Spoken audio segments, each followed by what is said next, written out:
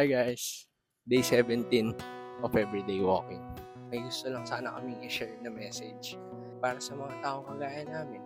Mga tao, feeling nila nahuhuli na sila sa buhay. Minsan, nakakaramdam tayo, parang layo pa natin sa goals natin. Minsan, nakakaramdam tayo na parang kahit anong gawin natin, hindi pa rin natin maabot yung mga gusto nating maabot. Pakiramdam natin, parang lahat ng tao sa paligid natin, umuusad na habang tayo nandito pa din. Oo, nakakapanghina, nakakawalang gana, at kahit minsan, kahit sarili mo na, pagdududahan mo na. Pero na-realize namin,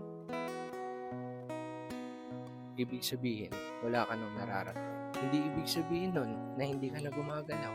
If you feel behind in life, always remember that moving slowly is still moving. Kahit maliit lang ang progress mo araw-araw, progress pa rin yan. Hindi mo kailangan makipagkarera sa timeline ng ibang tao. Ang importante, hindi ka tumitigil kasi naniniwala kami na darating din yung araw na tayo naman. Basta tuloy-tuloy lang. Tignan mo ang isang binhi. Kapag itinanim mo ito sa lupa, parang walang nangyayari sa ibabaw. Tahimik, mabagal, parang stuck. Pero sa ilalim ng lupa, may progreso, may paglago, may paghahanda para sa pag-usbong. Ganon din ang buhay mo.